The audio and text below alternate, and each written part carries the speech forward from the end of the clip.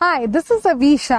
आज के वीडियो में हम 5 ऐसी चीजें जानेंगे जो आपके रिलेशनशिप को डिस्ट्रॉय कर सकते हैं। So I will be giving you these things so that you do not make these mistakes. Number 1, excessive criticism and nagging. अगर हम हमारे पार्टनर की बार बार गलतियां गिनाएंगे या हम बार बार उन्हें नैग करेंगे उन चीजों के लिए जो वो सही नहीं कर रहे हैं, तो धीरे धीरे धीरे ये हमारे रिश्ते को डिस्ट्रक्शन की ओर लेके जाता है। ये कैसे? हर इंसान में फ्रेंड्स फ्लॉज होते हैं, हर किसी में अच्छाइयां और बुराइयां होती हैं, और हो सकता है कोई ऐसी आदत आपके पार्टनर की हो जो नॉर्मली उससे उन्हें गलत नहीं लगती पर आपके पर्सपेक्टिव में गलत है। हमें कई बार ये लगता है कि अगर हम इन्हें उस गलती का या उस शॉर्टकमिंग का अगर हम याद दिलाएंगे तो प्रोबेबली उनमें ये इंप्रूवमेंट आएगा, बट ये हम पर उल्टा पड़ सकता है। अगर आप रोज रोज क्रिटिसाइज करोगे, कंप्लेन करोगे या नैग करोगे तो एक पॉइंट ऐसा आएगा जब वो सुधार की जगह स्टिफ होने लगेंगी चीजें और इंसान उसको एक्सेप्ट नहीं करेगा। So stop criticising and nagging on a regular basis. This is not going to bring the change. Point number 2, being financially irresponsible. See, finances और पैसा हमारे रिलेशनशिप एक फैमिली का एक बहुत इंपॉर्टेंट पार्ट होता है। हम बोलते जरूर हैं कि पैसा इतना इंपॉर्टेंट नहीं है, प्यार जरूरी है, कम्युनिकेशन जरूरी है। हाँ, ये सब कुछ जरूरी है, but money is a part of it.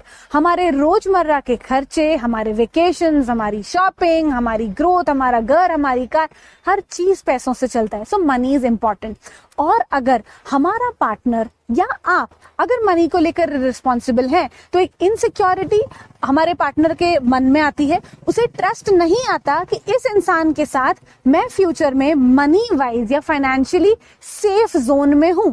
अगर कोई इंसान बहुत इररिस्पॉन्सिबली खर्चा कर रहा होता है या इररिस्पॉन्सिबली कमा रहा होता है, ओवर स्पेंड कर रहा होता है या अंडर स्पेंड कर रहा होता है, तो हमें ऐसा लगता है कि इस पार्टनर के साथ हमें हमारी पूरी जिंदगी बितानी है और जिंदगी में बहुत सारे ऐसे अहम मौके आएंगे जहां पे हमारा डिसीजन मेकिंग मनी से होगा। और अगर वो मनी को लेकर रिस्पॉन्सिबल नहीं है तो हमारे पार्टनर के मन में एक फियर आता है और ट्रस्ट इश्यूज आते हैं। तो if you are irresponsible in your money zone and finances, this might lead to trust issues and insecurity in your partner और eventually हमारे रिश्ते के अंदर बहुत बुरा dimension बन सकता है। Point number 3, having no interest outside of your relationship. Now what do I mean by this? कई बार क्या होता है कि हमारे लिए ये रिश्ता सबसे इंपॉर्टेंट होता है, उसके अलावा ना तो हमारी हॉबी पे ध्यान देते हैं, ना हमारे दोस्तों पे ध्यान देते हैं, ना हमारे और कोई इंटरेस्ट होते हैं, और this creates a lot of pressure on our partner and the relationship. So अगर आपने किसी से शादी करी है या आप किसी के साथ रिलेशनशिप में हैं, उसका ये मतलब नहीं है कि अभी यही आपके कर्ता धर्ता बन गए हैं और इसी के ऊपर आपका हंसी खुशी दुख हर चीज डिपेंडेंट है।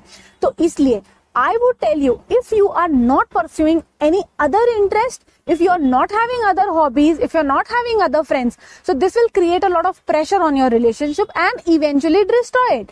तो हमें रिलेशनशिप के बाहर भी हमारे इंटरेस्ट को जिंदा रखना चाहिए। और कई लोग अगर रिलेशनशिप के बाहर उनके कोई इंटरेस्ट होते हैं, उनकी हॉबीज होती हैं जो उनके पार्टनर में नहीं है, तो they feel guilty about it. We should not feel guilty because if you are happy and complete within yourself, then only you'll be able to complete the relationship. Point number 4, acting as if you are single. A lot of people feel, being single, not showing that they are married, not showing that they are committed is very cool, but it is not. For your relationship, it is not. A lot of people dress like they are simple, behave like they are simple, and this is not good because this might trigger a lot of insecurity in your partner.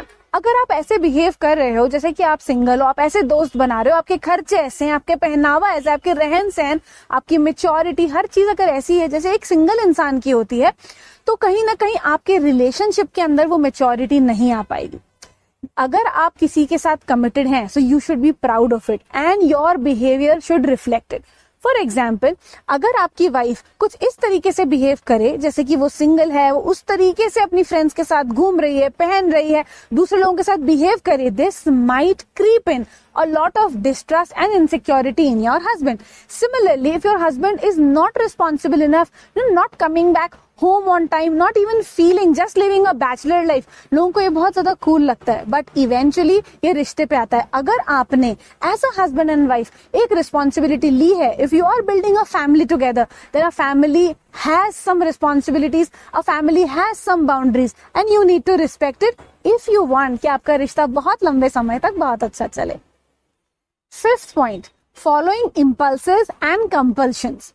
अब impulses और compulsions क्या होता है? जैसे excessive drinking, smoking, excessive social media usage, excessive gaming and a lot more. अगर इस तरीके के जो impulses हैं और कुछ compulsions हैं, if you are falling trap with those, this will affect your relationship.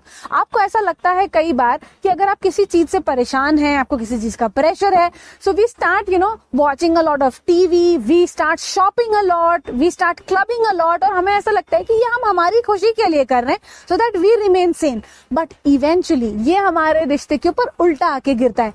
अगर आपकी कोई भी इस तरीके की आदतें हैं जो आपकी कंट्रोल से बाहर होती जा रही हैं, जैसे कई लोग मोबाइल का बहुत ज्यादा यूसेज करते हैं, उनके हस्बैंड घर आए वो मोबाइल लेके बैठे हैं, हस्बैंड घर पे हैं मोबाइल लेके बैठे हैं, कहीं बाहर गए हैं मोबाइल लेके बैठे हैं, तो आपके रिलेशनशिप जो क्वालिटी टाइम स्पेंड कर सकता था वो नहीं कर पाएगा. And lot of times people feel कि हमें ये आदत पड़ गई है. ये आदत पड़ने की वजह से कहीं ना कहीं ये समय आप रिश्ते से खींच रहे हो, और ये समय सिर्फ फिजिकल नहीं होता है फ्रेंड्स, ये फिजिकल नहीं, ये मेंटल भी होता है और ये इमोशनल भी होता है.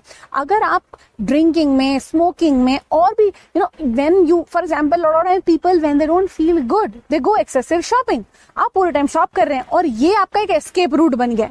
अगर रिश्ते के अंदर इस तरीके के smoking, drinking, excessive gaming, mobile usage, social media, shopping, talking a lot, अगर इस तरीके के आपके एस्केप रूट्स बन गए हैं, तो शुरू में तो आपको पता नहीं चलेगा, बट इवेंचुअली ये आपके रिश्ते के ऊपर आने लगेगा और ये वहां रिफ्लेक्ट होने लगेगा, और कहीं ना कहीं आपके पार्टनर से आपकी दूरी ऐसे बढ़ती चली जाएगी जो आपको पता भी नहीं चलेगा.